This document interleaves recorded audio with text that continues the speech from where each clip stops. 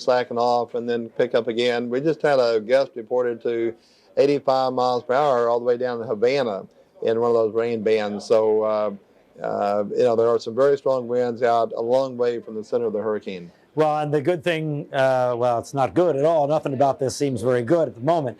But that is evidence of, even if the storm were to go well north of, say, Miami-Dade County, that the bad weather extends well south. And, Brian, I just don't see this weakening that much here. There's some dry air, and I know we've all been talking about this. There's some dry air out here to the west of the hurricane, but it's just not getting entrained within the circulation. So, our best guess for the strongest winds here, the hurricane-force winds in this red swath here, over Miami-Dade, Broward, and Palm Beach counties and the Florida Keys. And we have seen this before with these big, well-established circulations that they hold on for a long time and they keep spinning for a long time. And the good news there is we don't expect to see any rapid intensification, right, with that 60, 65 mile diameter eye or so. But as you say, we don't expect it to weaken dramatically either. I was talking earlier about Hurricane Francis. We remember just last year, about 83 hurricanes ago, but remember when it came into Stewart and we had live pictures from Daytona Beach, and how far it is from Stewart to Daytona Beach, I don't know, 100 miles or more, and it was just blowing to beat the band there. They had damage, they had problems, hotels coming apart, and all kinds of things going on all the way in North Florida. Same kind of a similar structure here. And that's right. And this is, it is such a large hurricane, and it's been so nice and symmetric for days and days that it's really going to start changing here during the night. And we don't know exactly, it's one thing to forecast the track and the intensity. It's quite another thing to forecast the size of the hurricane, how far out the tropical storm force winds go and the hurricane force winds go. And we know that's going to be changing, and that's really difficult too. But that southeast side is going to be the strong side with the strong winds, and I don't see how we'll keep from getting that here in Miami-Dade, Broward County, and in the Florida Keys. And you say it's going to change because we're getting this northern interaction with the jet stream and the colder air being pushed down, and the combination of the tropical air and the continental air. That's right. Yeah, and so isn't that the issue? All right, we need to leave it there, Max, and we'll have plenty more time to talk, I'm sure, as we go through the evening. Okay, thank you. What I was going to ask Max about, because we get calls and inquiries here about what about the East Coast, because apparently up further north they're talking about how big this storm is expected to get off the East Coast, and it indeed might have a significant effect all the way up the East Coast. Let me send it back to you, and we'll be back in a few minutes. I know you're busy. Can you show us Key West radar real quick, Brian? Absolutely. We're going to take you live to Key West. Okay, you see Key the West live picture there. Is not too bad here at the moment. All right, there we go with Key West radar. If you guys want to punch it up, you'll see that they're kind of in a gap here. These are very strong cells, but that's still a good 75 miles or so off Key West. And this strong band here is up approaching Ocean Reef now. There are some small squalls down there near Key West, but nothing dramatic at the moment. They're kind of in between squalls. And once that next one gets there, the one over on the left you see there, and I'll put a big circle on it so you can see it there in the corner. Mm-hmm. Once that one there gets into Key West, then you're going to know it. So the weather is going to go downhill here in the next few hours, and this is why they ended the evacuation, and this is why they're urging people off the streets mid-evening there in Key West. That seems like the time frame is just about right. So far, though, they're still out there spilling out into Duval Street on foot, on their bikes even. Carrie Codd is with them. And Carrie, earlier I kind of put you on the spot asking you a question about refuges of last resort when you had just received the information. But if I know you went out and found out, right? We certainly did. We certainly did find out that information. The refuges of last resort, Maggie, are for people who literally have nowhere else to go. Folks who get scared during the storm, folks who have damage to their homes and literally need to get out of those homes. But certainly officials do not want people on the roads if they do not have to be. So that is certainly a word of caution, that if folks do want to get to the refuges of last resort. There's one here in Key West, actually, at Key West High School. We had said earlier that La Concha was one of those refuges of last resort. Apparently, it is no longer one of those places to go. It is Key West High School here, and there are places up the Keys, and we'll tell you that list in just a second. But a little while ago, maybe about an hour or so ago, I talked to the emergency management officials. They said there were 2 police officers at the Key West High School, and no one from the community was there. So folks obviously hunkering down inside their own homes, taking the precautions that they need to do there. And to be honest with you, I know I was just listening to Brian talking quite a bit about what's going to happen here in Key West. We have been fortunate throughout the day. We have only had one kind of major significant rainfall. It came down for about 45 minutes or so, rained pretty steadily. We'll get an occasional wind gust here or there, but for the most part, it's been pretty pleasant. Not the kind of wind that's going to knock you off your feet, certainly, and not the kind of wind that's going to knock people indoors either. You can still tell that there are cars out here driving down Duval Street looking for the bar section of town. The one restaurant that had been open near us here called Jack Flats that was doing a pretty brisk business today. They were pretty full in there with folks in there watching football. They closed up just a little while ago, had their customers go home. They had told me earlier in the day they were glad to sell whatever food they could, glad for whatever business they could get on a day like today, but they were not going to let people stay out at a time when it was dangerous for them to do so. And we do have kind of an interesting story for you. Of course, it is Sunday, and a lot of people you do go to church here as well as anywhere else in the area. And folks here did make a special visit to a spot that is very well known to folks here in Key West, a spot where they could pray that Hurricane Wilma wouldn't prey on the Keys. Lord, please keep us safe through this hurricane. It's a prayer for peace in a place with a history you could only find in Key West. It's known as the Hurricane Grotto at the St. Mary's Star of the Sea Catholic Church. A nun named Sister Louis Gabriel created it in 1922 after a deadly hurricane. And the story goes like this. They kneel down and they make a covenant with God and says, we're going to build a grotto here if, no more stone pass by Key West. Locals say the grotto, its stones, and the prayer candles have staved off Mother Nature's fury ever since. It helps in some ways, and it makes us all feel good. A plaque here says as long as the grotto stands, Key West will never experience the brunt of a hurricane, and locals find faith and strength in the message. Are you one of those two people, Jim? Yeah. And back out here live along Duval Street, there are folks who obviously continue to walk the streets here. Across the street, Jim, if you can show this, please. There's a woman who is actually walking her dog down Duval Street. Not sure if you can get a shot of that. It's a little dark over there. But folks obviously still trying to get out before the worst of the weather comes in here. Those rain bands and all of that wind as well.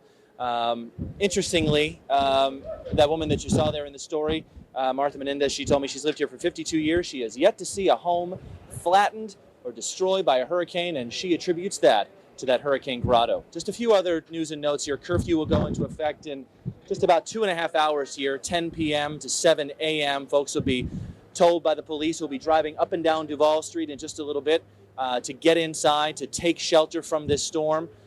So there are quite a few folks who are still out who are going to be needing to heed that warning. Robin, Maggie?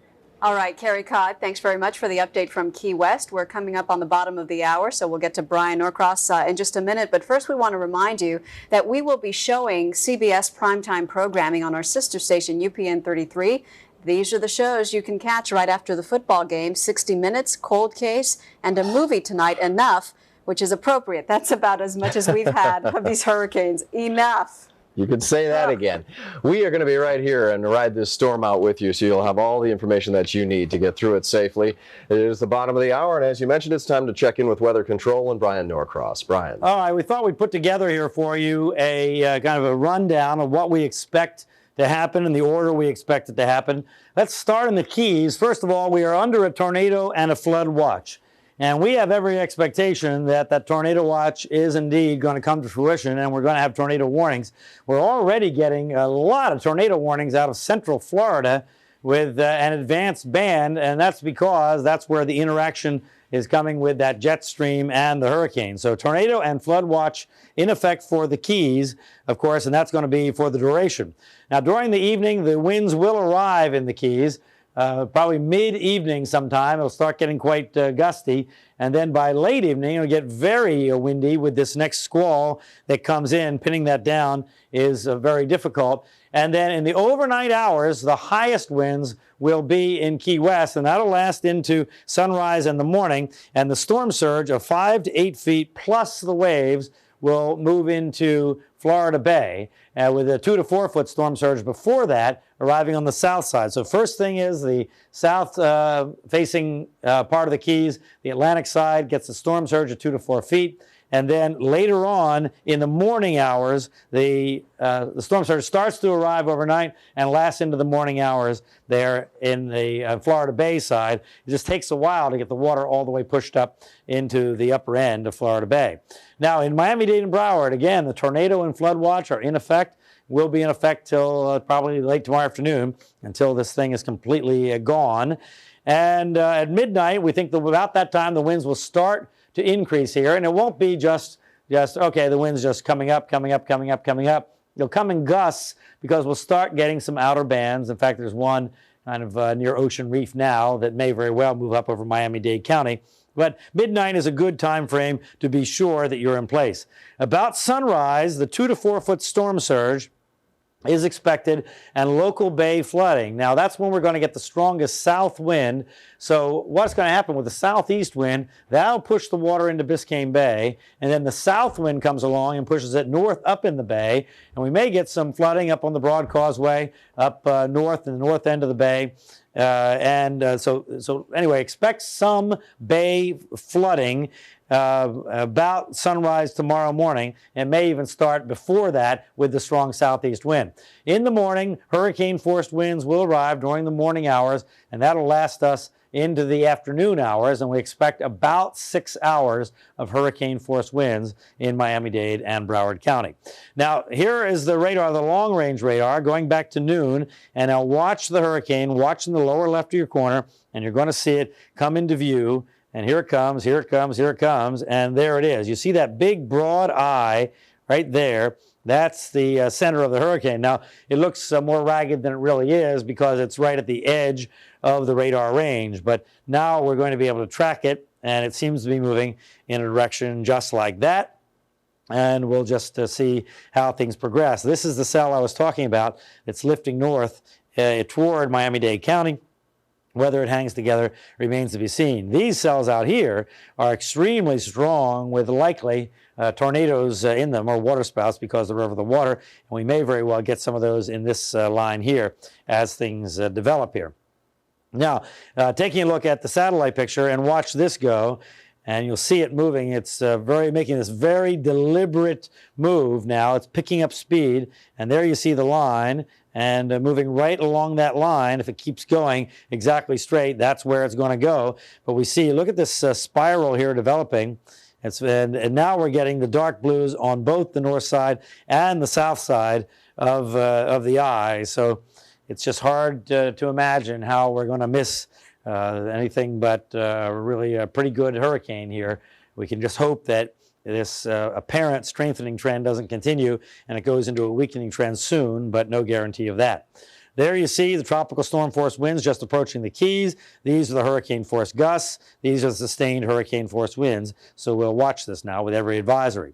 As of the latest advisory we have, you see the winds were 105, moving northeast at 14, and 959 millibars. We're standing by, of course, for a new advisory from the National Hurricane Center. So we'll just pause there, because within the half hour, I'm sure that we'll have that new advisory in.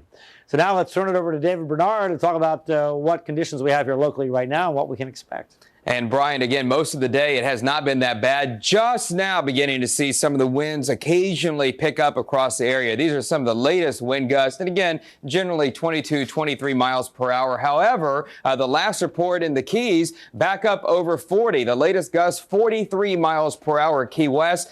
Look for those to keep going up almost by the hour as the hurricane is getting closer and closer to its approach to the lower Keys. Going back 12 hours, again, it was pretty quiet across all of South Florida, and you could see the outer bands were beginning to approach the Keys. And there went one heavy band earlier. There's the band of storms moving up toward Dade now that Brian was referring to. And these are very nasty storms here. This setup coming from an opposite direction reminds me a lot of a hurricane I covered a few years back, Hurricane Lily. what you may or may not remember, but caused a large number of tornadoes in Louisiana when that came in. And this is a similar type situation. An October hurricane, of course, approaching from the southwest for South Florida is a bad setup for a situation like that. And that's for good reason. We have this tornado watch in effect. Again, these are some of those storms. Again, all of them have little notches, little hooks on them, indicating that they are likely producing water spouts. And there again is that big band that we were showing you just a moment ago that's starting to rotate up toward Key Biscayne,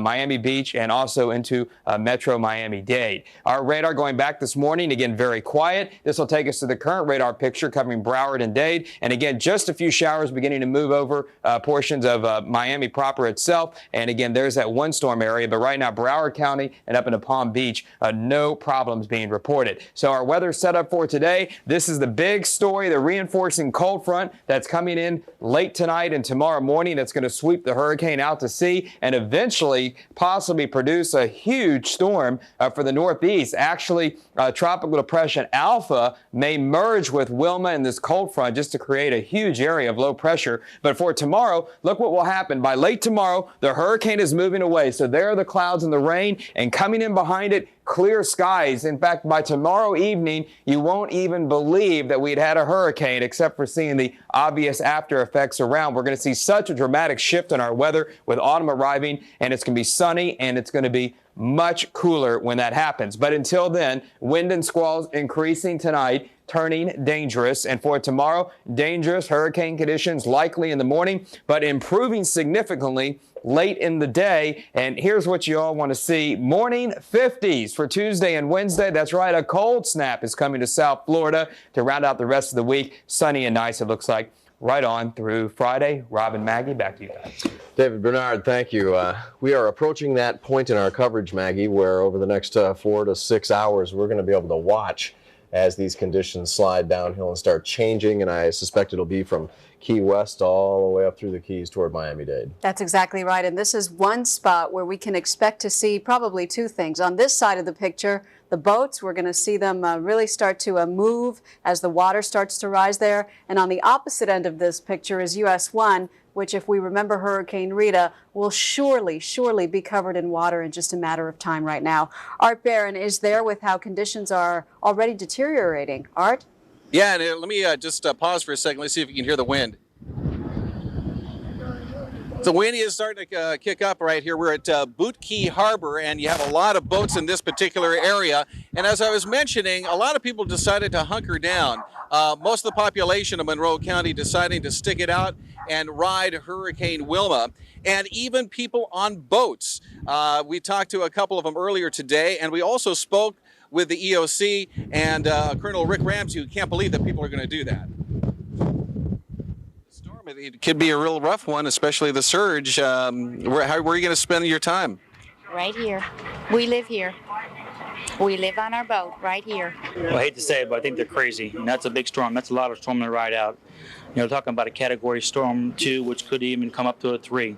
You know, it's going to pass us within 50, 60 miles. That's kind of crazy. That's a lot of wind, a lot of wave action. And if you get in trouble, there's not much you can do in the middle of a storm. It's kind of hard to call for Coast Guard or the Sheriff's Office or someone to save you. You're kind of out there by yourself. Are you concerned about the fact that not that many people evacuated? You were telling me 5 to 7% evacuated of the permanent residency. Very concerned. That's a very low turnout for evacuation. We expected more. 5 to 7% is virtually nothing. And I think people underestimated the storm, and we're looking at still a severe storm. You know, a Category 2 or high 2.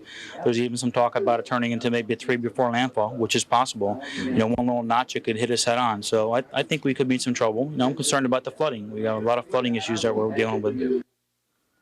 So a lot of concern with the EOC that most of the folks in Monroe County decided to stick it out and not evacuate. And one of those is Mary Lou Weber. She's from Boca Raton. She has a boat right over here, 41-footer. And why are you sticking it out? Why do you want to ride this and not heed the warnings? Well, I want to take care of my assets, and this is a brand new boat. Only had it 1 week, and it was my birthday week. I was supposed to be down here on vacation, enjoying myself, and spending the winter with the boat here and going back and forth. And I just want to make sure it's all okay. This is my birthday present. I understand. Well, happy birthday. But aside from all of that and the celebrations, we're talking about people seeking safe shelter, though. And are you concerned about that? Because really, this is a serious situation that we're in. And we spoke with the EOC within the past hour. They say that people who are going to stay on their boats are crazy. Yeah, it is, and they're right that I don't want to give the wrong impression. It is very important, and we do have a safe spot to go to. So I will only stay on the boat as long as it's safe. As soon as it's not safe, I'm going up to a little safe harbor place that we have an apartment that we're all going to huddle in. So I will not stay on the boat if it's not safe. So I'm going to stay as long as I think it's safe, and then I'm off. Okay. So. Mary Lou Weber enjoying her new birthday present, keeping an eye on this 41-footer right over here. But there are two others that we spoke to earlier in the day that you saw, including that one woman just the past couple of minutes who says, nope, I'm staying with my boat. This is where I live, and I have my animals. That's pretty much the situation out here in Marathon. Back to you guys. No. Why are they doing that? Art, I wonder if she realizes by the time it's not safe to stay on the boat, it's probably not safe to walk across to the shelter. Exactly. And, and I've told a lot of the folks about that, because we've been closely watching Brian Norcross, Max Mayfield. They're saying, please, get to higher ground or get to an area that's safe.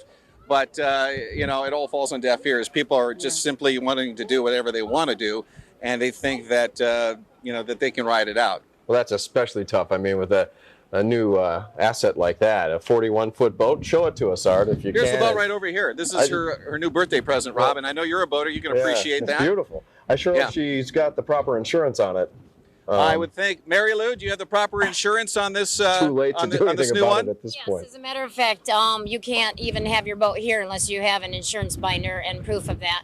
And yes, absolutely. So we are properly insured. But I pray to God I do not have to use that, because that's not what I would want to do. Yeah, we're speaking to Rob Hanrahan, of course, and he's an avid boater, and so he can obviously. Have I can feel for her. He can feel for you. He knows what it's like. But tell her to leave. Leave. Maggie Rodriguez is saying you really have got to leave. Go to Boca. Okay. Well, as a matter of fact, I have a vehicle here. If I need to, I'll load up and get out of here. So I've been told that I can get off the keys very easily. And I promise that I will stay safe. I will not stay on the boat if it's not safe. Well, look at it this way. It's insured, right? It is. You can always get a new boat. You can always repair the damage. You can't replace yourself. But you can't replace yourself. Life and limits too important. I agree. I totally agree. And the other thing that Maggie Rodriguez just brought up is that by the time you think it's time to go, it might be too late. Well, we're watching, and because if I feel like this boat's swaying, if the water's coming up, I'm not going to risk getting electrocuted or getting swamped into this thing where I can't get out. So I'm watching very closely, and shortly I will probably seek safe haven in another spot. Okay. Well. Speaking of safe haven, we understand through the EOC that as a point of last refuge out here in Marathon in Monroe County, there are several schools that are open. They won't offer food, water, or even have the protection of law enforcement over there, but a number of schools are open in case people at the last moment get cold feet and say, look, I better wisen up here, and I better do what I'm supposed to. And those are points in the Keys for those of you who are not aware. These refuges of last resort, points within the Keys that they consider the safest to be in during a storm. It's all low-lying down there in the Keys, but these are areas where they think if you have to be there, you should be at these places. And maybe after we get off the air, Art, you can give that list to Mary Lou, because if she decides to leave, she's not getting out of the Keys. That's a given. And tell her, Art, you were down there when the water came over US 1. After you get off with us, you can explain to her how quickly that happened. Absolutely. And the road is impassable. Yeah, that's the thing, because if we're getting 5 to 8 feet storm surges on the northwestern side, then it's a pretty good bet that you're going to see areas of US 1 that will be cut off, and it'll be simply too late. Have you not seen any more traffic on US 1? We know that the evacuation is over right now, but are people heeding that? I haven't seen that much traffic on US 1, quite frankly, today. It's been very, very sparse. And, yesterday, remember, we kept on broadcasting live from 7 Mile Bridge, and we were all commenting, what the heck has happened to all the traffic? Why are there so few cars on the road? Well, that's because so many people decided to stay here. As we told you, very few people evacuated. I'm talking about the permanent residents of Monroe County. All right, Art Barron live for us in Marathon. You can see the wind is already kicking up there. It's just so tough. I'm sure that woman doesn't want to leave, but you got to put your own life ahead of the property. You left your boat. Yeah, you got to. You It's got tough. to leave your boat. All right, we want to talk about where the storm has been. And if you need an indicator of what this storm is capable of, even though it was a whole different storm when it was down there in the Yucatan Peninsula and it was a lot slower, when you look at these pictures out of Cancun and Cozumel and Playa del Carmen, they are truly, truly sobering. They are. We're going to show those pictures now. I'm sorry, they didn't say anything in my ear. So. Beatrice Canals, I think, has them. Oh, is Beatrice there? There Hi, she is. Betty. I'm standing by for you. Thank you, Maggie and Rob. The pictures are incredible, and when you consider what the people there along the Yucatan Peninsula have gone through for the last 2 days, we are hoping that we will not see this kind of Wilma since it's expected to move faster. But in those 2 days, Wilma dumped an incredible amount of rain in that region. This is in Cancun, Mexico. It is pretty much a tourist town, and right now tourists and residents alike, as you can see, are wading through the water, trying to get their car through the flood waters, the flooded streets. They're having a tough time right now, and at least 3 deaths are being blamed on Wilma in Cancun, Cozumel, and Playa del Carmen. We understand 1 person died by a falling tree, was hit by a falling tree, and 2 others died when a gas tank exploded. That was also related to Wilma. Now, we're being told tonight that in Cozumel, 4 badly decomposed bodies were found floating in floodwaters in Cozumel, but it's still unclear tonight if that is related to the storm. Officials are investigating. The good news of any is that help is on the way. Military convoys have rolled into the resort town of Cancun. They're handing out water, food, medical aid, whatever the people need, they're hoping to hand it out to them. And that means some very long lines. 25,000 tourists ended up stuck there in Cancun, most of them going to shelters, some stuck in hotels, and then there are the residents. So they're all in need right now, but it appears that some of the aid is getting there. We spoke to a South Florida resident earlier today, Sylvia Tamariz. Her mother and her mother's husband evacuated from a hotel, taken to a shelter. She says that they have gone through a nightmare of an experience there. This vacation ended up being a nightmare for them. We've mentioned to you, started telling you yesterday about looters in Cancun and how officials were picking them up because they had started looting already. Well, apparently her family members fell victim there as well, and she says she is just desperate to get them home. Listen to what she had to say. I was able to talk to her today. She said that the shelter ran out of supplies. They don't have any food. They don't have any water. And they stole her documents as well back at the hotel. And she doesn't know they have closed the bridges going back to Cancun. They said they were going to take them back to Cancun. And they closed the bridges, and they don't know when is it they're going to return. I mean, she's panicking. She really can't even get on the phone. She's been trying to call me, but we've only been able to speak to her maybe like for 1 minute. A frightening situation for the South Florida resident. She waits desperately to get her family members here, and perhaps with good reason. We're just getting information now that downtown officials there in Cancun, they fear that looters will actually turn on tourists, so they have quickly evacuated, we're told, more than 30 foreigners from a downtown area overrun by people raiding stores there. The military getting involved in this as well. Still unclear tonight when Cancun's airport will reopen, and the hotels were told some of them, it could be weeks, perhaps even months, before they are repaired properly. At the breaking news desk, Beatrice Canals, CBS 4 News. Beatrice, we know that, we're going to move on. Well, then I'll just mention President Vicente Fox was due to fly to the area on Sunday and survey the damage. Personally, I'm not sure if he's done that yet. But it's such a horrible time for it is. the Yucatan Peninsula. If there's anything good that we can see out of the forecast for the storm, for us, it's that it is expected to at least move across Florida at a pretty good clip. It just battered the Yucatan Peninsula for hours and hours and hours. And, when wind is sustained like that, it does so much more damage than when it goes through quickly. I heard that it took 30 hours to leave the area. Here, it's expected to be a lot quicker, as Brian Norcross has mentioned to us, maybe 6 hours worth. This is Pompano Beach, and North Broward is an area of concern. Jill Martin is there. Jill? Hey, Maggie and Rob. Yeah, we're here in Pompano Beach, same area, still only about 100 yards from my famous stop sign, which I haven't been able to get anywhere near, actually, because this is actually our beautiful day has turned into just a beautiful night here at the beach. I mean, we know Wilma is coming. I've already have my jacket on. That's really the only sign we've seen that bad weather is on its way. I don't remember the last time here in South Florida I had to put on a jacket. Feels pretty good, and a lot of the residents around here are saying the same thing. Can't see it now. The beach was packed earlier today when we got here this afternoon. Still a lot of people out there right now. Now, we caught up with some people. We checked in with you probably a few hours ago, and we caught in with some people, many not even realizing that Wilma is on its way or not wanting to actually grasp the fact that she is on her way, and others just spending the day at the beach, hoping to get the good weather in before bunkering down. Well, it's not just another day at the beach, it's a spectacular one. It's hard to believe that with the conditions like this that there's a storm coming, huh? Yes, this is like take it as it is and then tomorrow run. Today, many decide not to pack their hurricane nerves in their beach bags. You say you're worried, but we wouldn't know it right now looking at you. That's true. That's true. I live in Coconut Creek, so it seems like it's going to be all right there. You know, that's what we all say. Many are in denial, while others have already prepared for the despair Wilma may cause. What are you doing to prepare? Pray was the first thing. I pray a lot. Well, we've been prepared a long time for any kind of a hurricane with, you know, the necessities, water, extra food, tape our windows and that kind of thing. The beach is filled with a variety of different people from different parts of the world. But in any language, we are all hoping to say, Au revoir, Wilma. By tomorrow. But for tonight, what are you going to do with Mom tonight and to ride out the storm? I'm just going to sit around and like play Game Boy or something, you know. Game Boy, listening to music, or a good crossword seems like a good plan for tonight. Oh, and that 5-letter word for a fast and furious storm approaching? Wilma. Well, that he wasn't doing too well on that crossword, but people have some other plans for tonight. We're back here live on Pompano Beach. You can't see it now because it's dark, but probably around 30 people here right now and a ton on the beach.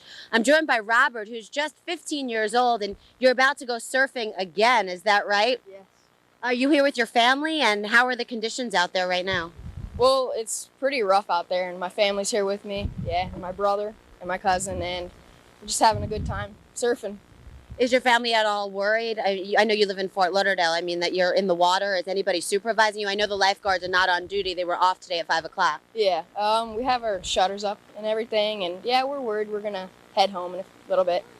You're very young. Tell me what it's like when you're out there and the waves. Is it that great that you chance being out there in such scary weather? Well, approaching scary weather. Now it's beautiful.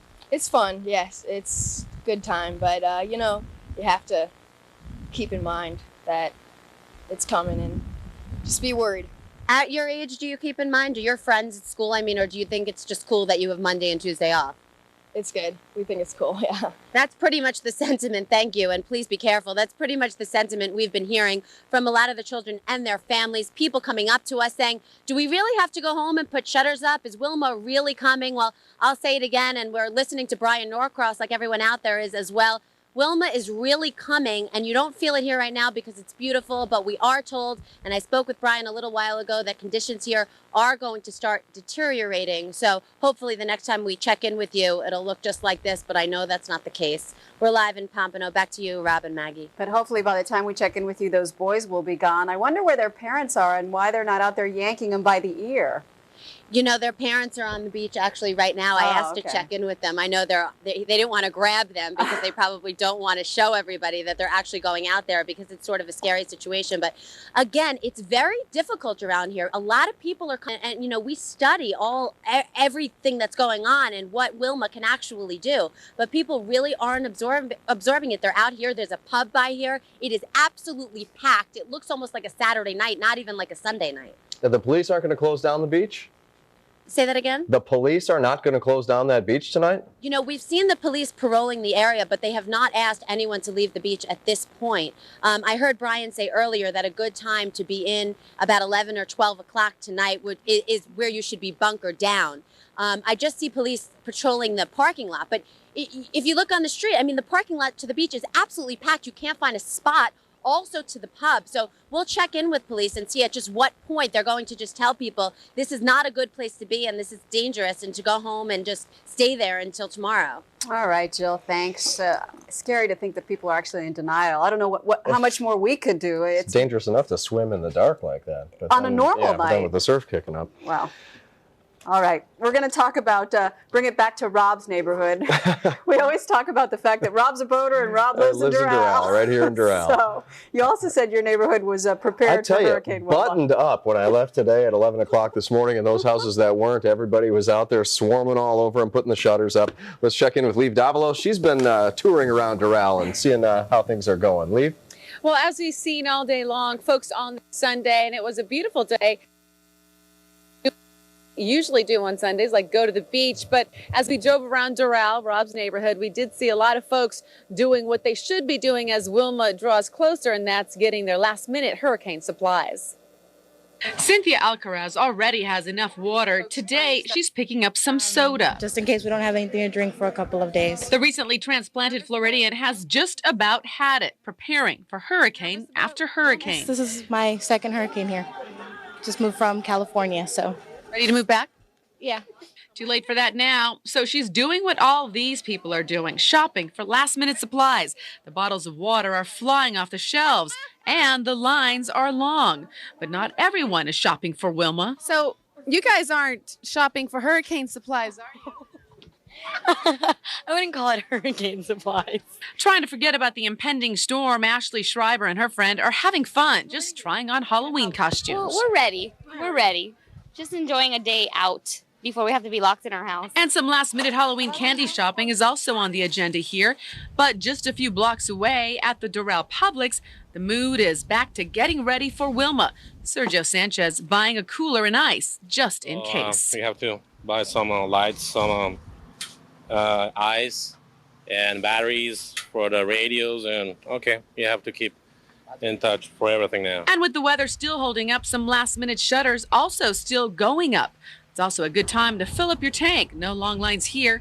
Yuri Portal takes advantage of that and fills up several gas containers to make sure he can keep his new generator going in case his power goes out. I got a baby in my house, so I needed power for my sons and my family. And if you haven't gotten those last-minute supplies, you want to get them now. We do understand that Walmart is staying open until about 11 o'clock tonight, but you really don't want to be on the road much later than that, or even you want to get out there as soon as possible because, as we heard, the weather is going to get a lot worse as Wilma gets a lot closer. We're live in Doral. Liv Davilo, CBS 4 News. Thank you, Liv. Listening to that woman and her report who said she just moved here from California and already this is her second hurricane. What a crazy season. I have a 4-month-old daughter. She's been alive 4 months, and this is going to be her third hurricane. Amazing. How crazy is that? I know, it really has out been of control. An out-of-control season. We're going to be with you through the duration as we watch Wilma's approach, and then as the storm passes over Florida. We're moving our CBS programming, the primetime programming, if you're tuning in for that, over to our sister station, UPN 33. You can see 60 Minutes Cold Case in the CBS Sunday movie Enough on 33. Throughout South Florida tonight, the weather is deteriorating quickly. We have a live look at Deerfield Beach. Supposedly, we lost the picture. Here it is. This is actually Naples. The West Coast also very concerned and also quickly deteriorating tonight. Tracking Hurricane Wilma. For continuing coverage, keep it on 4. Now live, this is a special edition of CBS 4 News. Tracking Hurricane Wilma.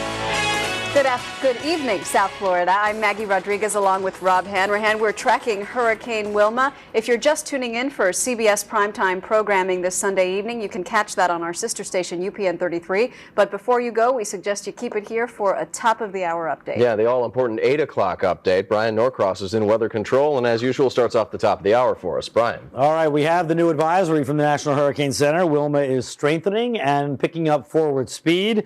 And here are the new numbers. The latitude is 23.9, the longitude is 84.4, and the top winds now 110 miles per hour. That's at the very top end of the Category 2 scale. So it would seem that there is a brief opportunity here for Wilma to become a Category 3 hurricane, moving to the northeast at 15 before this jet stream comes into play and then takes away that opportunity. 958 millibars is the pressure. So again, it's just trending down slightly, but that is expected to reverse as well and come back up here in the next 12 hours or so. Category 2, 170 miles west-southwest of Key West is the center of the storm. Now, here you see the future track, and the future track has not changed. And if you're just tuning in, we've been on the same schedule for some time.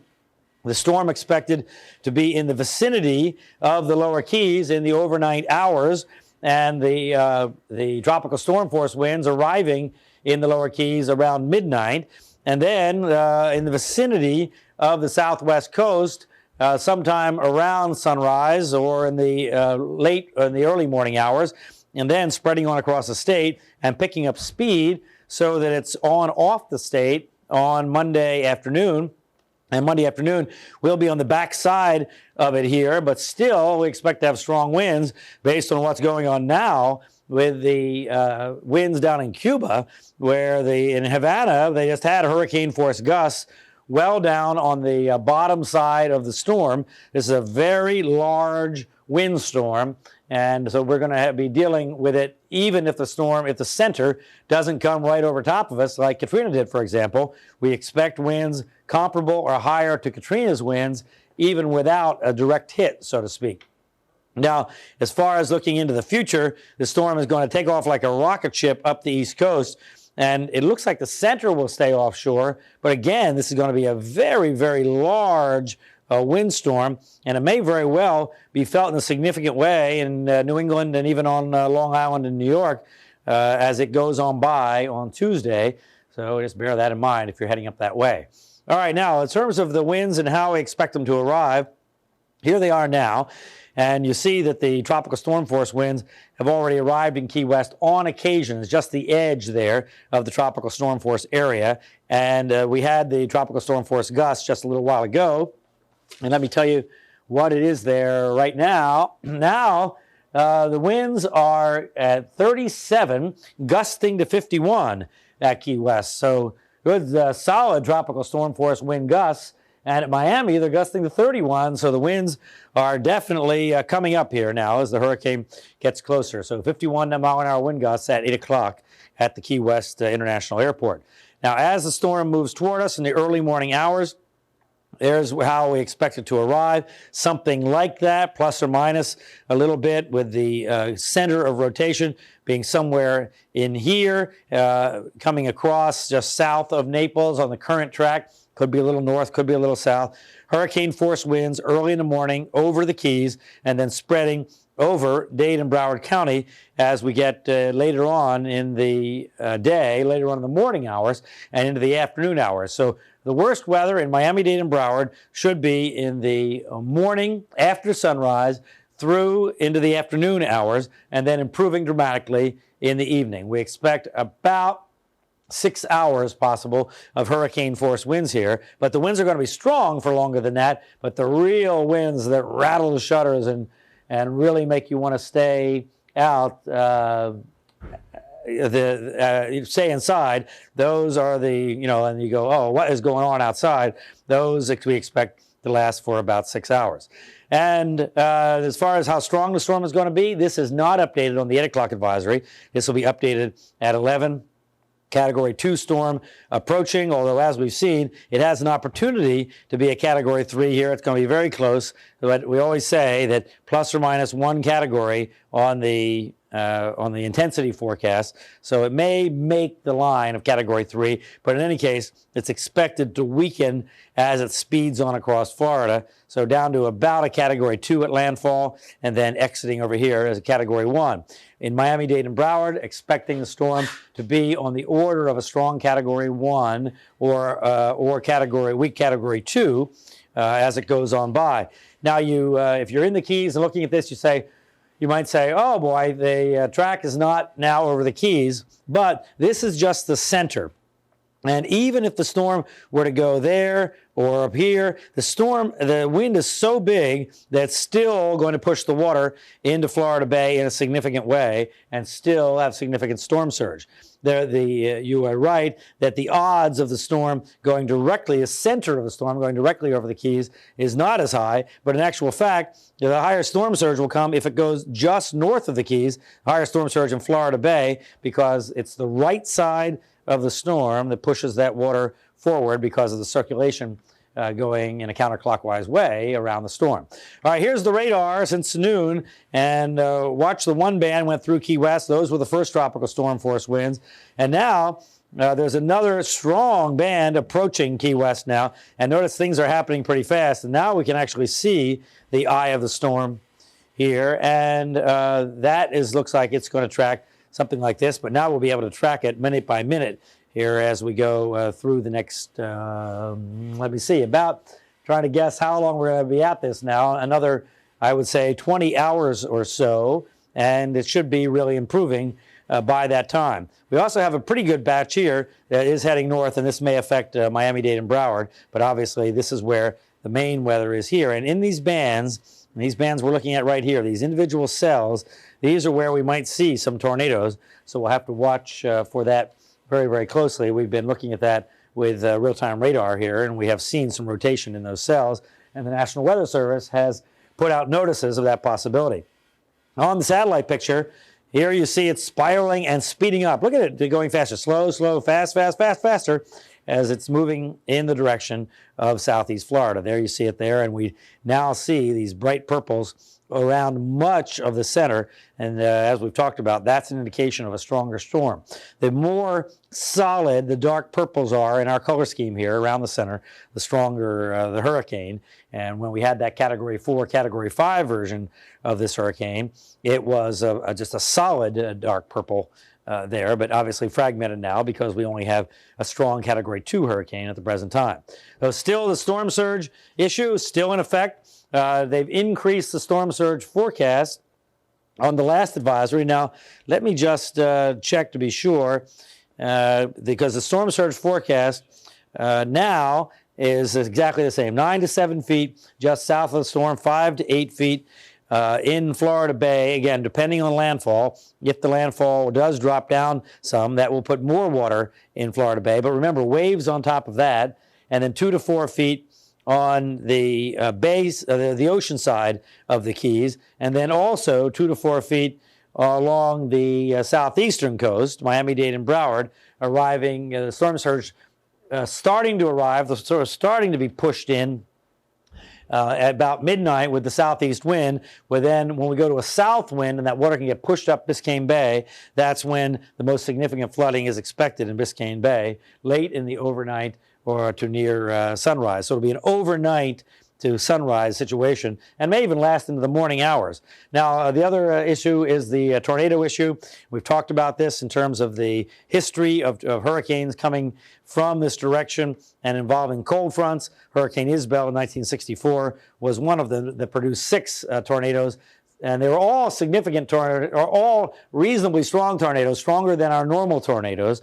Our normal tornadoes are normally F0 tornadoes, about 60-mile-an-hour tornadoes. These were F2. 2 of them were F2. The other ones were F1s. And all of those are capable of damage. Obviously, a tornado that has 150-mile-an-hour winds is capable of significant damage. So it looks like that's beginning to develop, that kind of weather pattern, so we'll continue to have to watch that very, very closely. All right, let's leave it there, and we'll be back here in just a few minutes. All right, Brian Norcross in Weather Control. We're seeing some of the wind gusts already moving in, and of course over on the west coast of Florida, they have been preparing, and they'll see this stuff probably a little sooner than we do. Naples could very well prove to be ground zero for landfall of this storm, as Brian has mentioned. Jawan Strader will be riding it out there. Jawan, what's it like tonight? Well, so far, so good, Maggie, right now. Of course, we did feel some little sprinkles earlier. That's why I have on my rain gear right now. Take a look here right behind me, though, and you can see how the winds are slowly starting to pick up a little bit by the movement of the trees here, but things are pretty calm for the most part. Now, I have noticed lightning off in a distance over the ocean, so I know this thing is starting to come through quite a bit. Now, I want to roll to some video that we took earlier of people on the beach because it was an unbelievable day. Very beautiful outside. Naples Pier was packed with families and a number of surfers just taking advantage of the nice weather before Wilma slams the west coast. Now, folks told us that they took the necessary precautions, but they didn't want to stay cooped up inside their home just waiting for Wilma.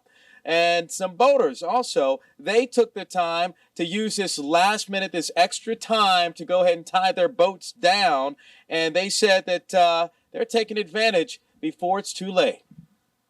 We anticipated coming in, late this evening, early tomorrow, and we're just getting our boats secure out in the river. These are our work boats. They're sightseeing and fishing boats, and unfortunately, if they get destroyed, we're out of business. So we've done this. I've been here 37 years, and we haven't had many storms, but this one looks like it's going to hit south of us, and I don't think it's going to be a real bad storm, but it sounds like 80 to 100 knot winds. So we tie them out like we did with that boat, and hopefully as the tide comes in, the wind comes in, they'll sit comfortably out there and get bounced around, and then hopefully go back to work in a few days.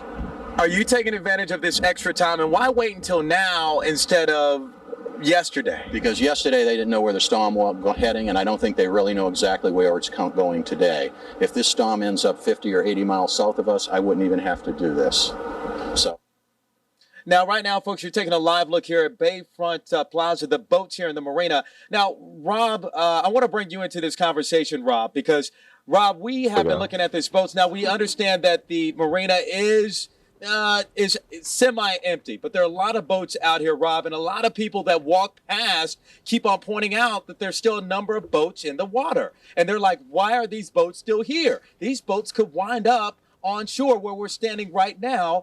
And so, Rob, the reason why I'm bringing you into this is because you happen to own a boat. So what type of time and effort needs to go into locking the boats down? I mean, are they safe right here?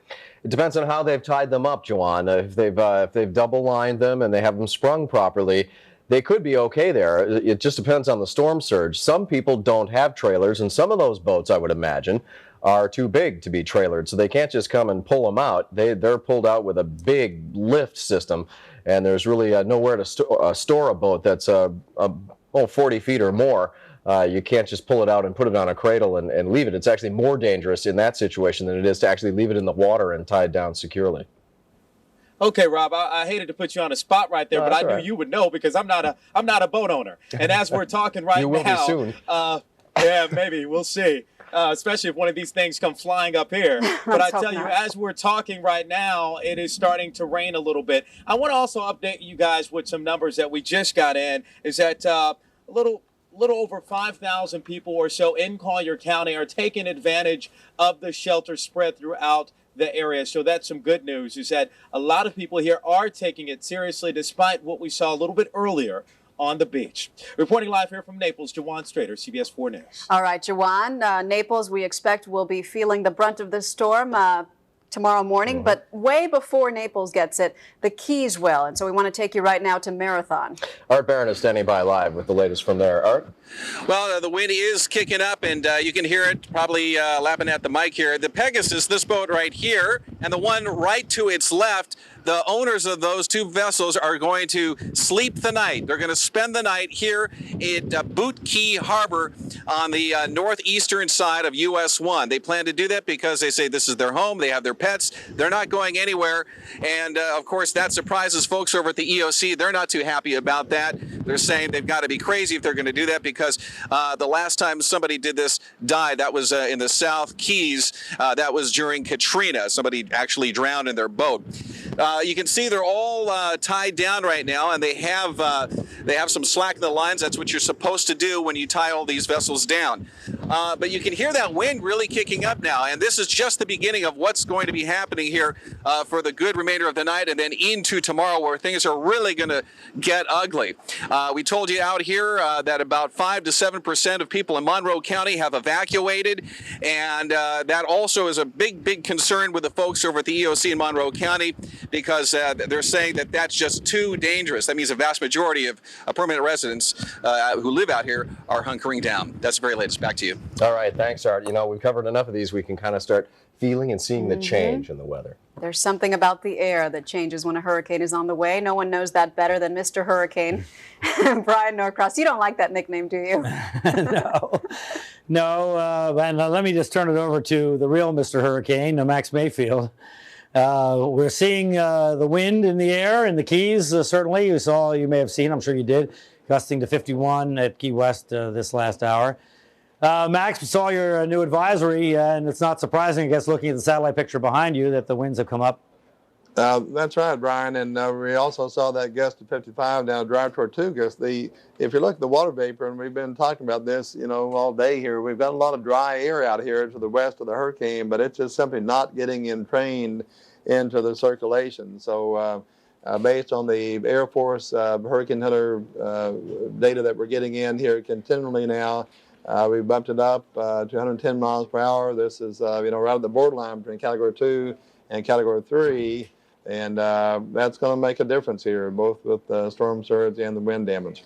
Wouldn't you still reasonably expect, though, at some point here, within the next 12 or 18 hours, a weakening trend would begin because of that jet stream and the shear and the other atmospheric conditions? Well, we keep saying that, and I hope that's right. I hope that kind of balances or, negates this short strengthening trend that's going on right now.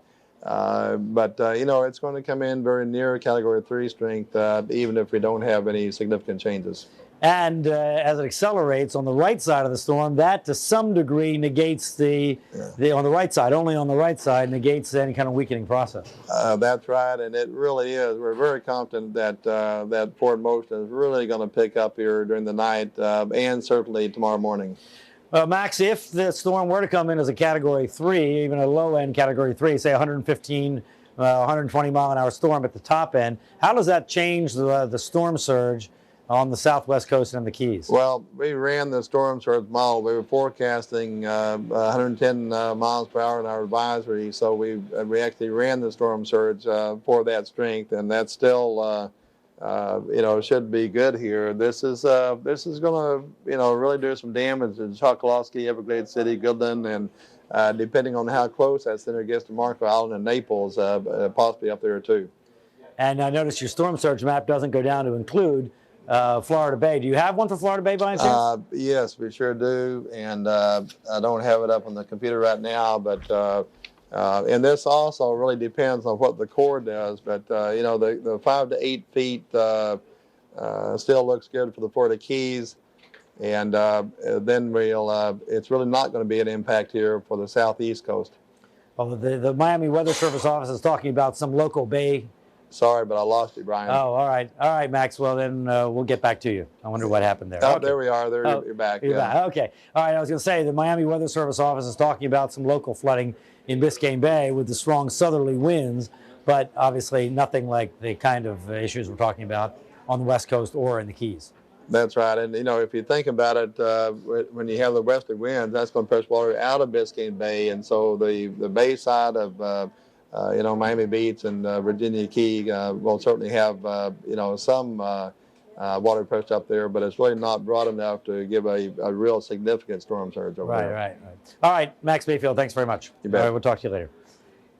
All right, the issue about the storm surge flooding, let's just talk about the Biscayne Bay issue first. What the Weather Service is indicating is that the southeast winds, just think about this for a second, winds come in from the southeast as they're blowing right now, and they push water into Biscayne Bay. Not a whole lot. I mean, the winds aren't blowing that hard, and they're not going to blow that hard from the southeast.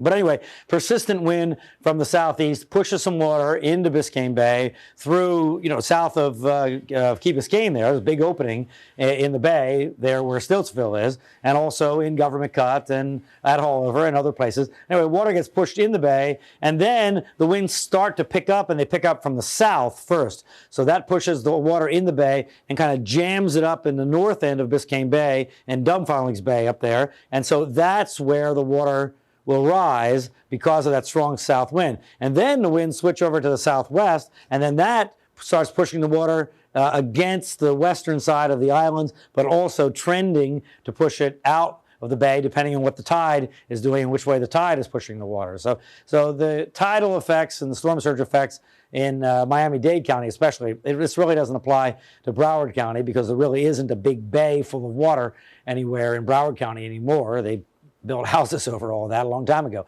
But in Miami-Dade County, where we do have the big bay, there will be some effects, but nothing compared to what's going on in the Keys or what is expected in the Keys, and especially nothing like the southwest coast. However, there may very well be enough storm surge action in Biscayne Bay that boaters have to pay attention to that because, Rob, as you know, if the bay water were to come up 3 feet, That would require a whole different way of tying up your boat with good spring lines to really allow that kind of vertical action, because you wouldn't normally tie up boats like that for that kind of action. So that also opens it up to them banging around against each other when the water is at the level it is when you first tie it up. Right, because you can't. The point is you can't tie it tight. You have to tie it loose. Right. So there is always some risk for a boat in a slip or a boat next to other boats. But in any case, that's the only choice you have, is you have to allow for a vertical rise in the water of it'll sink a small enough boat. I mean, if it's tied too tightly and the water comes up, it'll come right over the sides. All right, Brian, we haven't done an Ask Brian segment in a long time. I have an email, since we're talking about flooding. We're talking about flooding from storm surge. This relates to flooding from levees. Meg Wallace wants to know, when Katrina hit the Gulf Coast, the levees in New Orleans failed, causing the flooding. How will the levees in the Everglades and Lake Okeechobee fare in this hurricane? Well, the thinking is that the lake is going to be okay. We don't have any concern about the levee. There is actually a levee, and many folks that live in South Florida may not even know it. There is a levee on the west side of the metropolitan area in much of the developed part of Southeast Florida. If you drive right along the Sawgrass Expressway, you can especially see it there, and in other places it's visible as well. But that levee is not going to be challenged by this, because the water would have to come all the way across the state to that levee. Now, the levee in Lake Okeechobee, if the storm goes far enough north, this is going to put water up against that levee, but the Corps of Engineers is confident that this hurricane will not challenge that levee, even though they do have significant issues up there with that levee system that they're talking about and they're addressing. But this, according to what they put out, the Corps says that this one won't be a challenge to that levee. I've got a good question from a viewer here, Brian, and I think it's as we see more and more of the video come in from the Yucatan Peninsula and how long this storm remained there. This viewer is concerned. Is it possible for Wilma to just remain on the Florida Peninsula for longer than what is expected, or is it a sure thing that it'll move on fast as predicted? I think it's a pretty sure thing. We see, it's a different thing when you can see the weather systems that you expect to impact the hurricane and that are involved in what you're talking about. We can see it very clearly now. It's coming into play very much like forecast, where the problem was, bless you. Sorry, thanks. Where the problem was down in the Yucatan, we knew there were two high pressure systems out there, but the issues that were going to drive the storm were extremely subtle. Here, there's nothing subtle about it. It's a big old dip in the jet stream. It's already driving the cold front south. We can see it in the temperatures. We can see it in the water vapor. We can see it, period. So we have a strong confidence here that this is going to behave, in that part of the equation is going to behave as forecast, and it's going to zip right across the state. We've been talking a lot about the possibility of tornadoes and significant tornadoes. Andy Ducker wants to know, where would tornadoes most likely occur in this hurricane?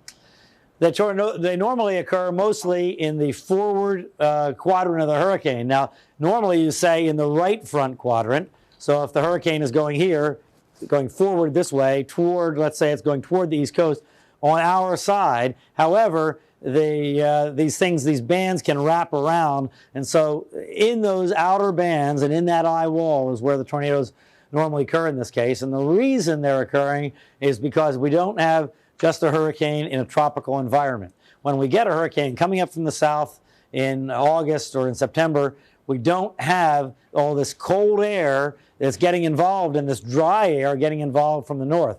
We're in that time of year where we're starting to get a mix between the tropical weather and the northern weather, and that's why we're expecting that combination weather, which unfortunately causes tornadoes.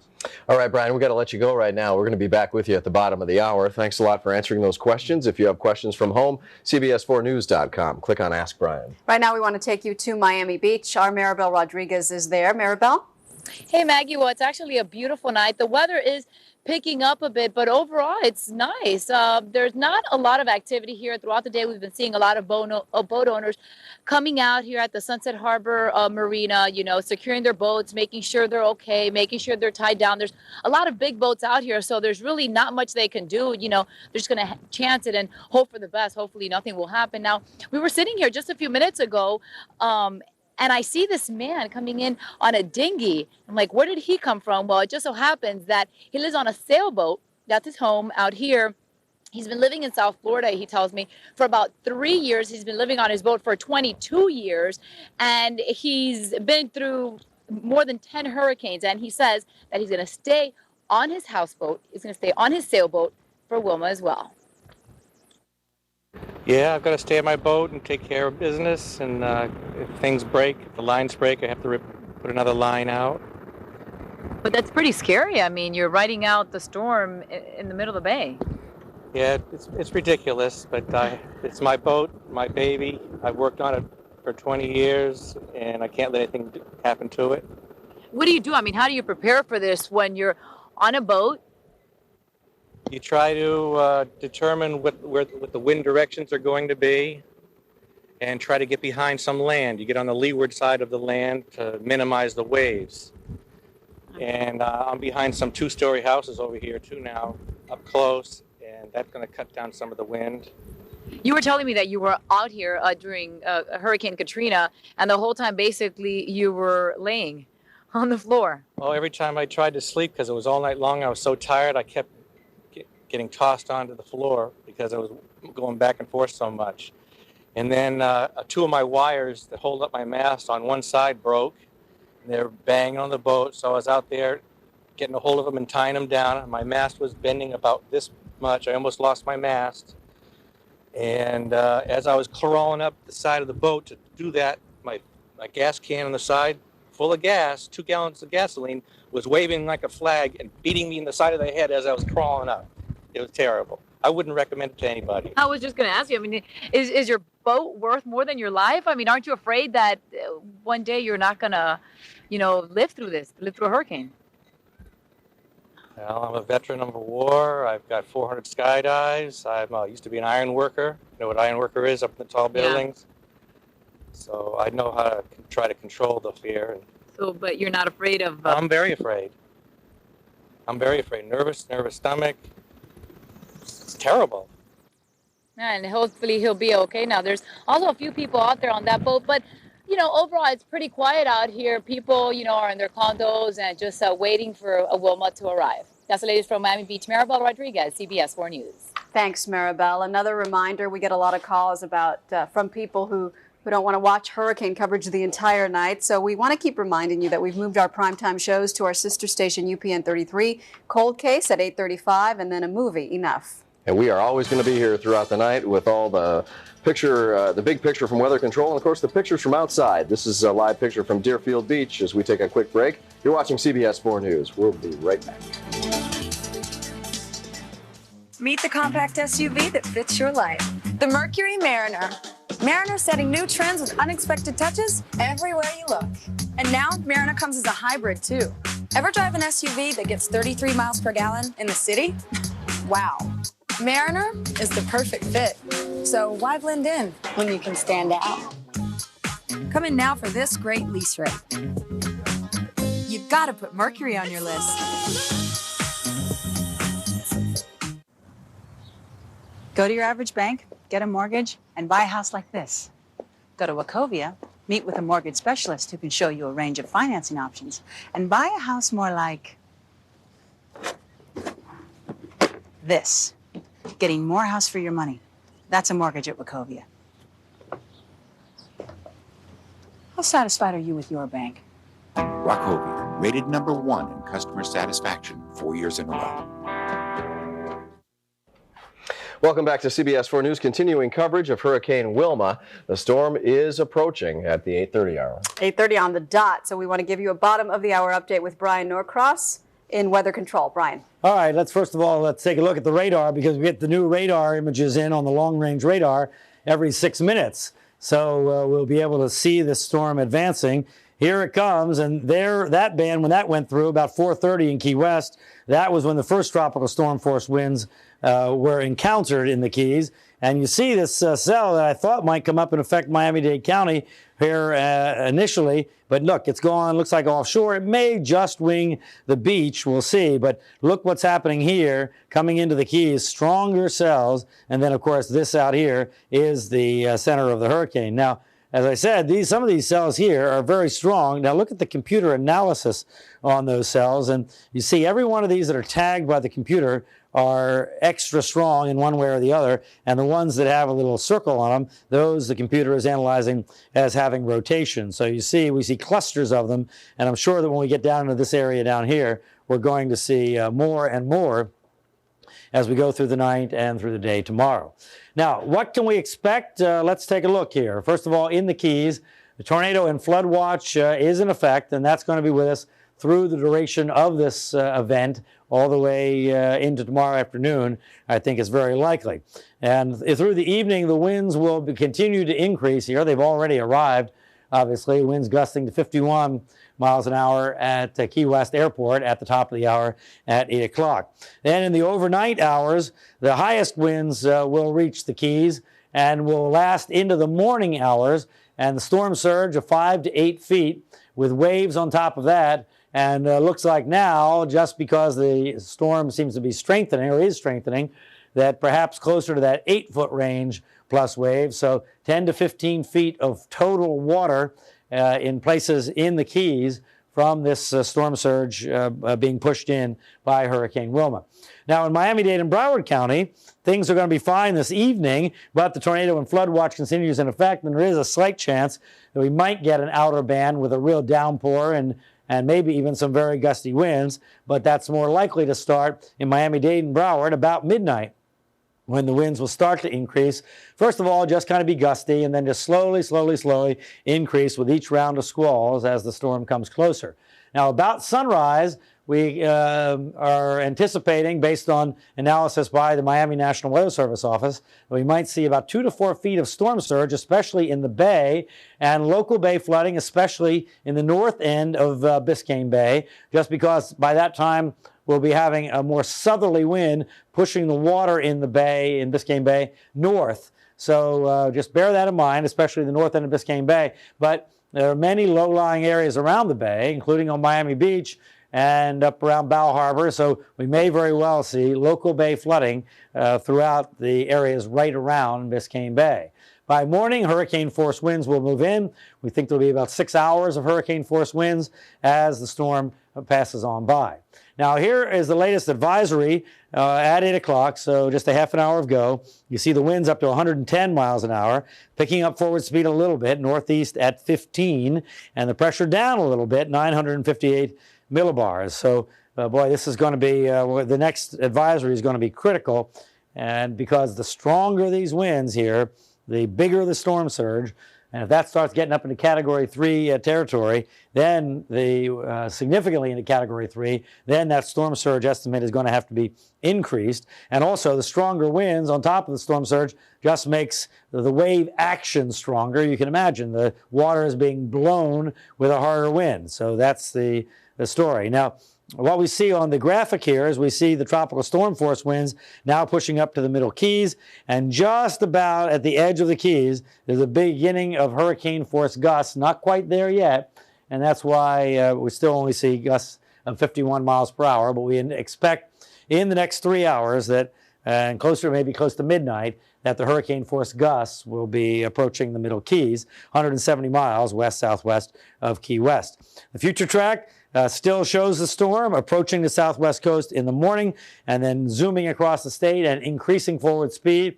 We expect a forward speed of more than 20 miles an hour, perhaps 25, 27, 28 during the day tomorrow as the storm speeds on through. But the thing about that, as Max Mayfield and I were talking about just a few minutes ago, is that because it adds on the right side, just because the storm is weakening, let's say the storm over here, right now, well, here we can do the example right now. Right now, the storm itself, the circulation of the storm has, the National Hurricane Center is reporting 110, but the storm is moving forward at 15. So the way that works is the storm itself actually has 95, and plus the 15 of the forward movement makes the total of 110. But if the storm here say it weakens pretty good. Let's say it weakens down to 75 by the time it gets over here to us, but it's moving at 25. And so then you have 75 plus 25, and you still have 100-mile-an-hour winds, even though the strength of the storm has gone down. And even so, with the National Hurricane Center, just so there's no confusion, the National Hurricane Center always reports the total. So that's why they're reporting 110 now. And so in that case I just gave you, they would report 100 here.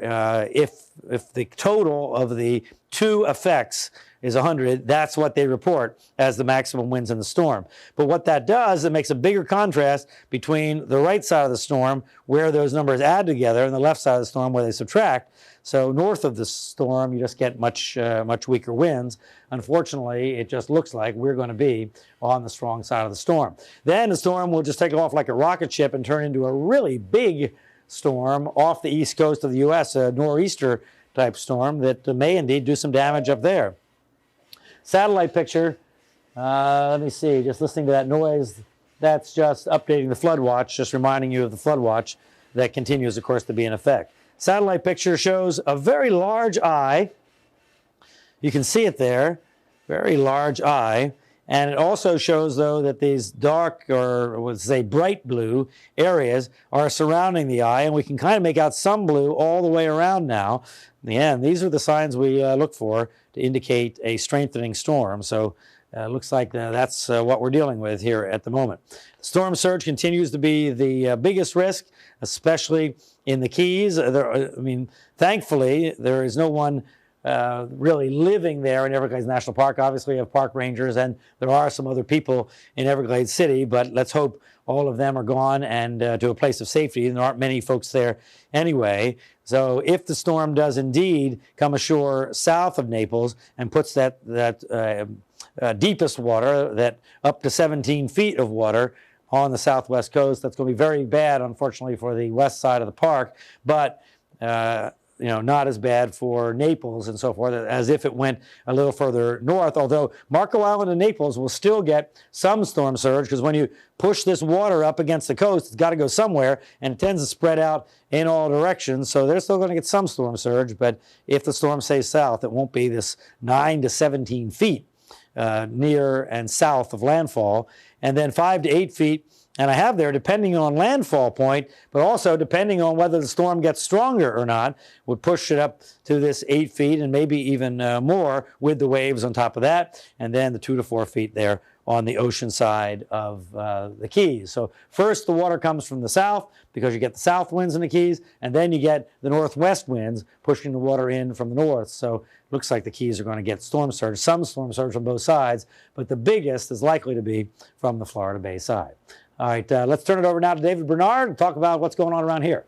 All right, Brian, thanks a lot. Real-time Doppler 4 right now indicating that there's the core of the hurricane. Again, not far from Key West on that 8 o'clock advisory. The eye of the hurricane, which is showing up right here, was 170 miles west-southwest of Key West. But look at this intense weather. Some of these are the outer bands, but right in here, that's even closer than that. So, again, as Brian was saying, the next couple of hours, hurricane force gusts are likely going to be experienced in the Keys. Here's a little close-up view now, and again, taking a closer look at the Key West area. Again, just some light showers, it looks like over the 7 Mile Bridge, some stronger showers there, but a little bit of a break in the Keys, but the wind certainly is still blowing. No rain really to speak of over Miami-Dade right now or up in Broward, but here was this band of heavier showers that we were thinking would kind of rotate up, but it looks like it's kind of pushed east a little bit. It still could come up from the south and east, maybe into Broward County or in the northern portions of Dade. But for the time being, the rain for us is at least holding off for now. All right, here's a look at the wind situation. These are the latest wind gusts as of the 8 o'clock hour. And again, across most of South Florida right now, we're seeing wind gusts running generally in the 25 to occasionally 31 mile per hour range. That's one of the highest gusts I think we've seen so far at the airport, now at 31.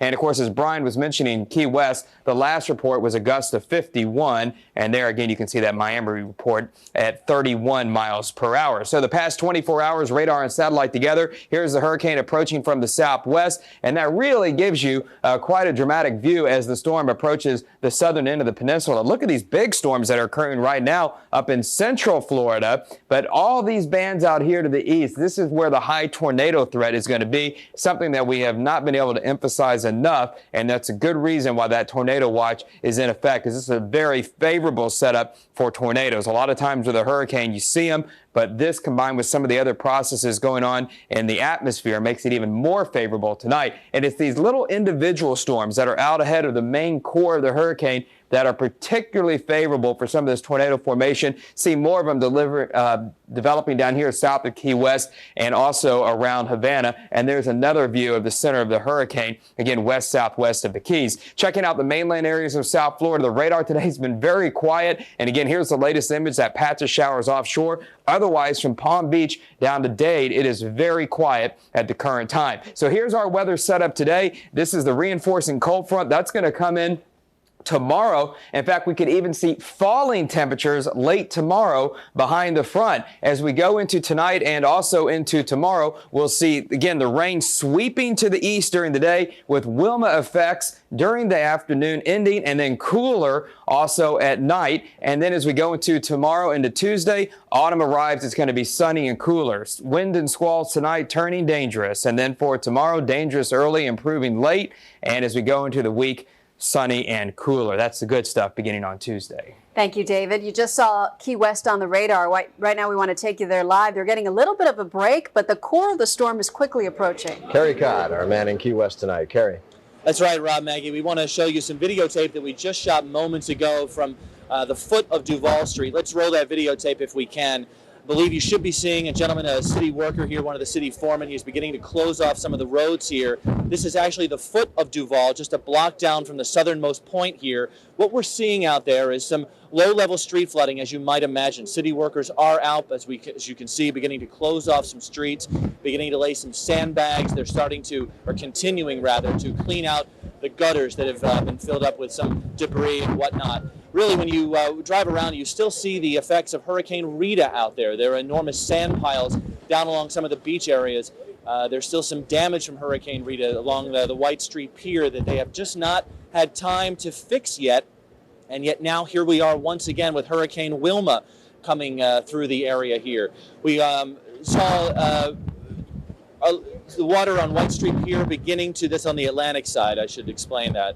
The water on White Street Pier crashing over the seawall there. No street flooding yet in some of those residential areas along that side of town that usually flood, but city officials tell us it really is just a matter of time before that happens. And we really have not had much of a rain event here, but we do have a lot more of this videotape that we're going to show you in the coming time here, hopefully within the next hour or so, as the beginnings of the water begin to make its impact here into Key West. Some roads beginning to get closed off.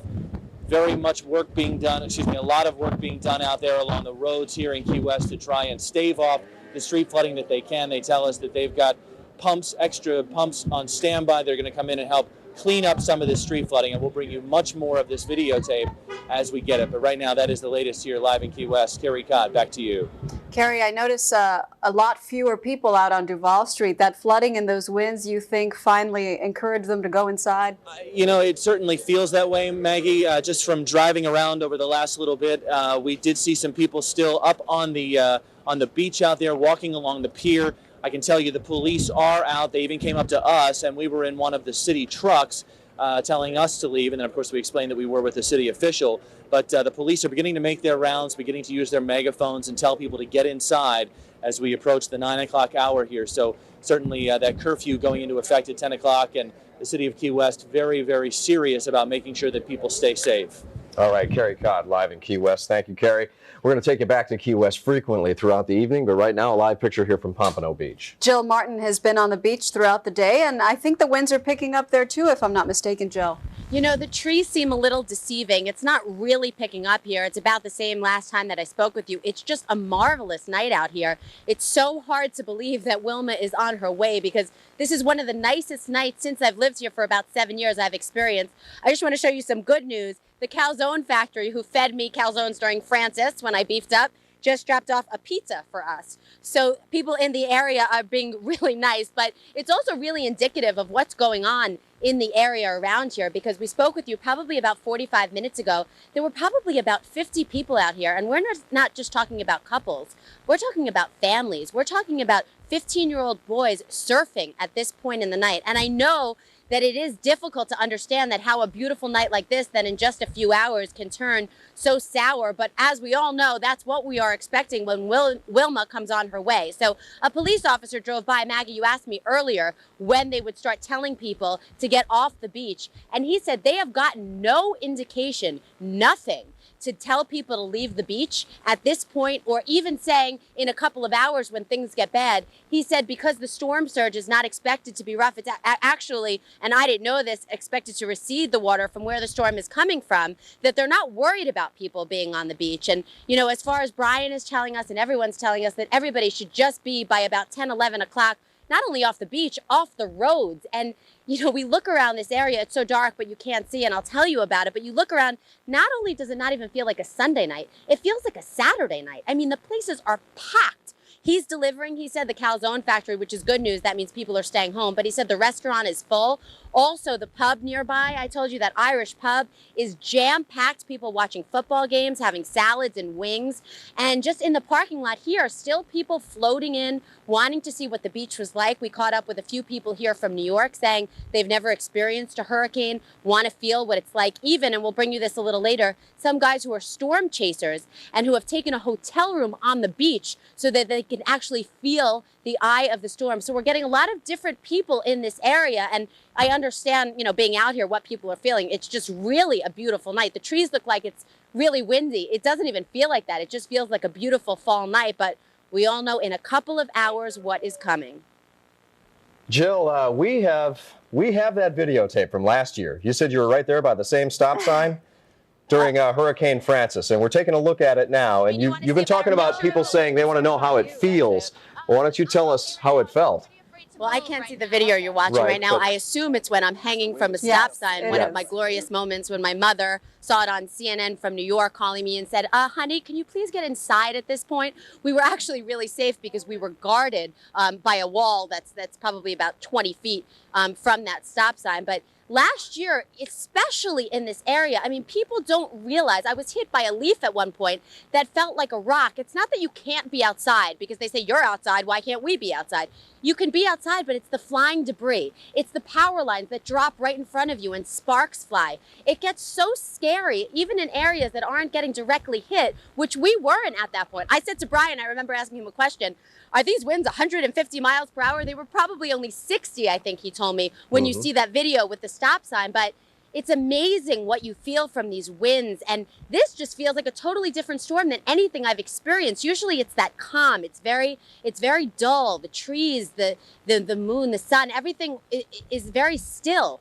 Right now, we're feeling sort of a different sort of energy that to me is a little scary because I haven't felt this with any of the other storms. It's a completely different storm than Francis. And in fact, this one could prove to be much more of a danger for Pompano Beach than Francis was, because if the forecast track is correct right now, it could very well be the exit point for the storm, which means you could get the eye of the storm. And right now it's a Category 2. And that's another reason. It's on the verge of becoming a 3. And that's another reason that we don't want people on the beach. You're right, storm surge isn't the concern in Broward, but you can't be outside anyway in a Category 2 storm because of the wind, because of all the hazards that you mentioned. So, Jill, don't you think when these tourists say, oh, we never experienced a hurricane, we want to see what it's like, they really just don't know what they're in for? You know, I asked a lot of the tourists that. I even asked a lot of the residents that, because the residents know what we're in for. I just think people are so tired. It's strange. I mean, there are people with their families right now on the beach reading Harry Potter books out loud with lounge chairs spread out.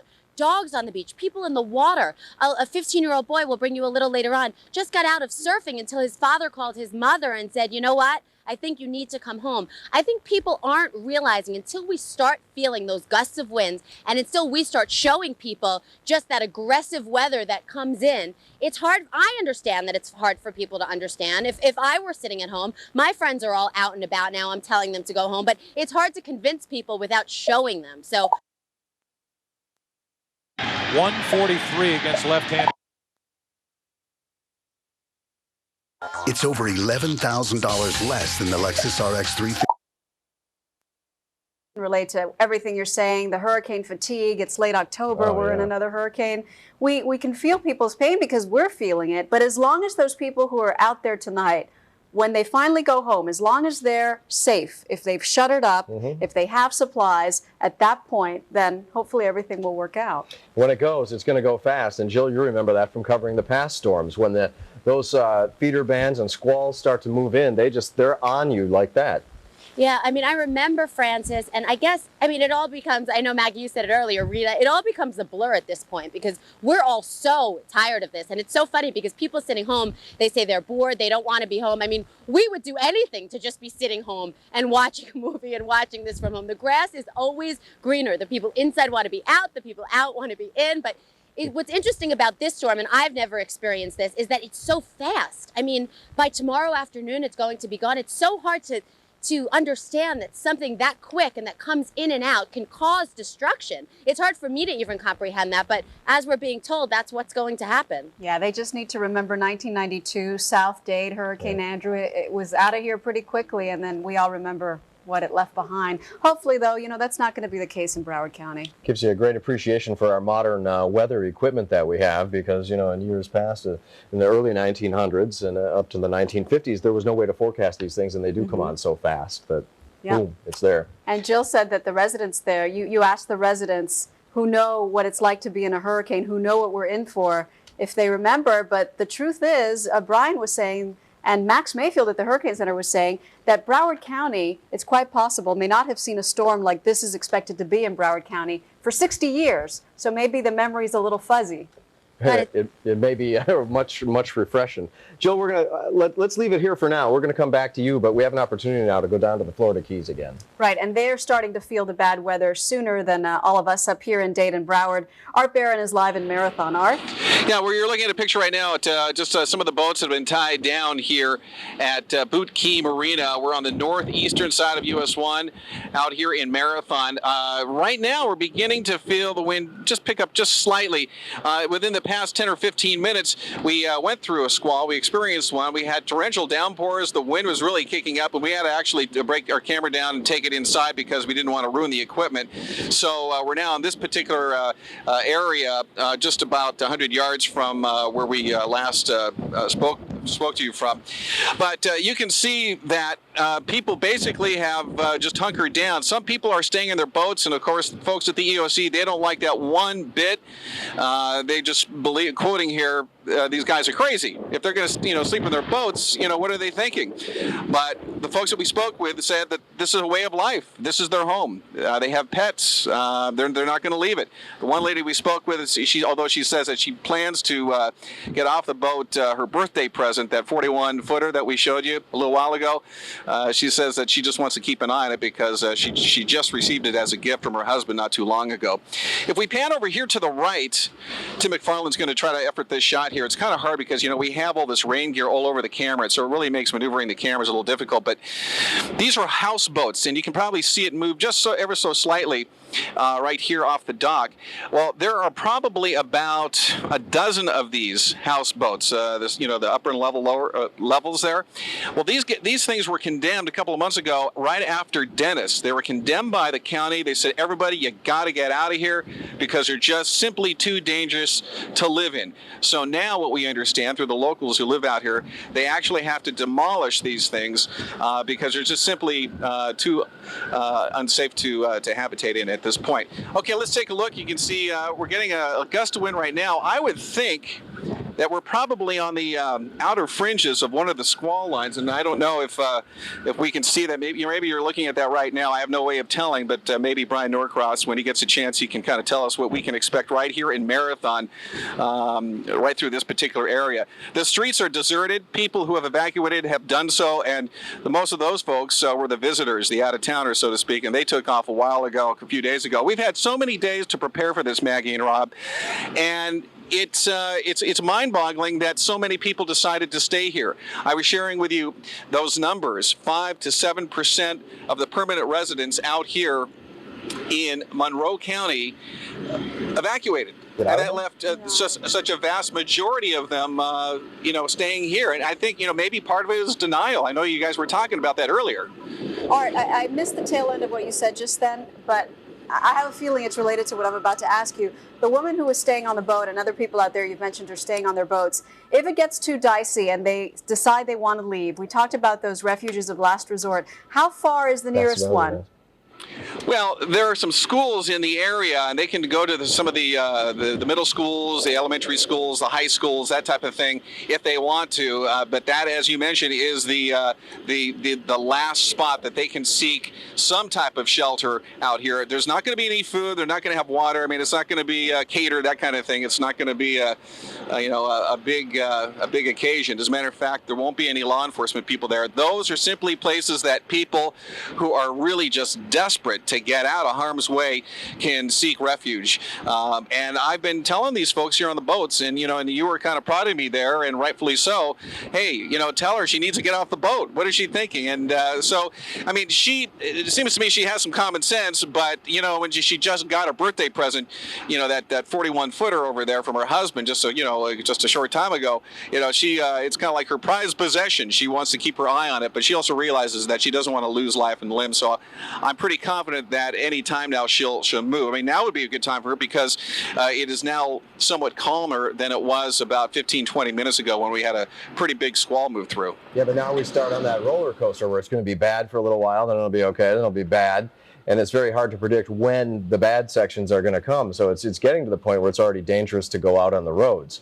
It really is. I wouldn't advise it. I think that's why they finally said that's it. No more evacuations after 5 o'clock. They realize that people are going to be here, are going to stay here, and they're going to hunker down. They're not too happy with it. And of course, the folks I'm saying are not happy with it. The folks, emergency management officials.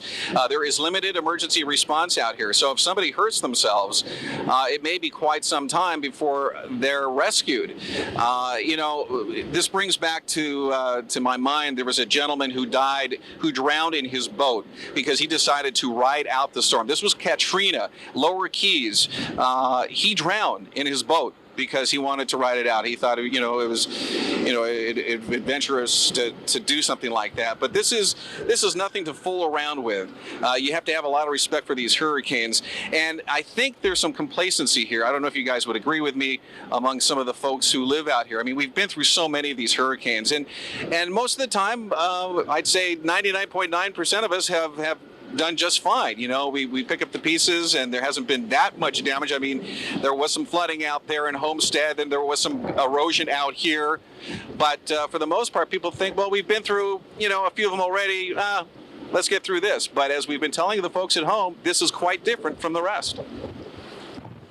There is absolutely complacency. All we need to say is that only 5% of the population of Monroe County left, even though there was a mandatory evacuation and a serious and very real threat of potentially deadly storm surge. You want to keep us on your dial at this point because we're going to be bringing you this storm live. It's already moving into parts of the Keys.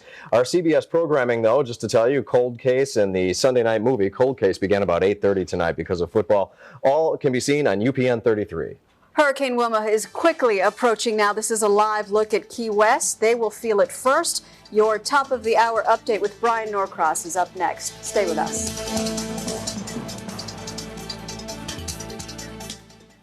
Home loans confused Julie. What are points and escrow, she'd wonder. Then she went to Washington Mutual. They explained the process step by step. Now Julie's never confused. And the answer is basal ganglia. Basal ganglia.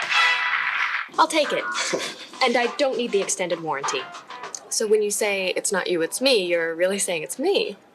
Exactly. Do you want that snow pea? Nice work, Julie. Nice work. It's here from America's #1 furniture company, the Rooms to Go Fall Sale and Clearance. We're clearing the way for great-looking new merchandise heading to our stores, lowering our everyday low prices even further in every Rooms to Go department. Get tremendous savings on living rooms, big reductions on bedrooms, clearance values on dining groups, leather, and accessories. That's the Rooms to Go Fall Sale and Clearance. Shop it today. Tracking Hurricane Wilma. For continuing coverage, keep it on 4.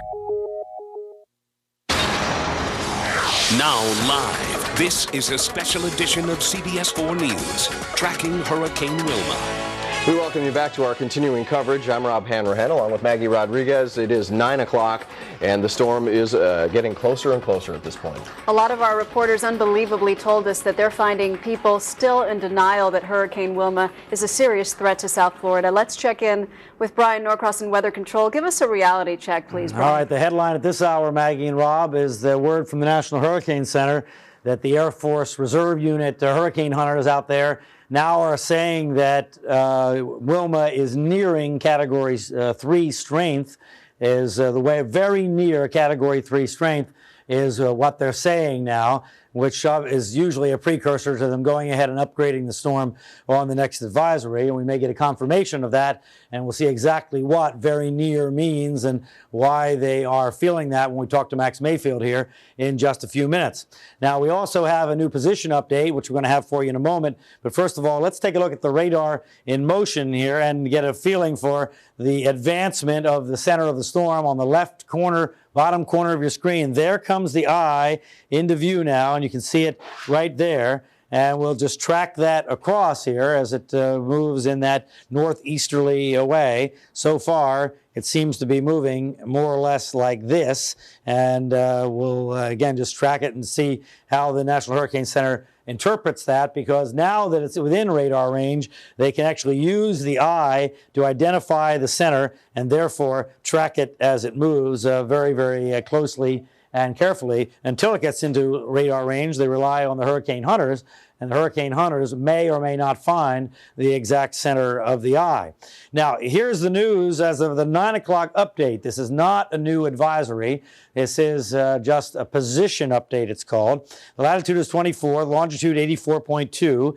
The winds are not updated, so the winds are still 110 miles per hour. But as I said, we're going to go talk to Max Mayfield, the National Hurricane Center here, in about a little over 10 minutes, and we'll ask what exactly the status is of the winds. Northeast at 15, pressure at 958 as of 8 o'clock, that was, and 160 miles west-southwest of Key West. Now, if you're really following this, you'll know that at 8 o'clock, it was 170 miles, and you'll say, uh-oh, is it slowed down? Well, no, and again, I'll ask Max Mayfield about this in a few minutes, but what my interpretation is that the previous center was found by the hurricane hunters, and this one is determined by radar out of Key West. And just because of the way the radar beam works and the inexactness of the hurricane hunters, we can't put any stock in that at all. The hurricane is indeed proceeding on its path to the northeast and will continue to accelerate. And there you see it moving same schedule in the overnight hours, approaching the lower Keys with the worst weather there, and then speeding across the state so that by the afternoon, it's already past us and moving on away. And then it continues just zooming on up the coast here, and so that it's off the New England coast by the afternoon hours on Tuesday. And it may have a significant effect there on the coast because the circulation is expected to be very large here and may bring very bad weather to the cities in the Northeast, if not North Carolina. Now, here you see the satellite sequence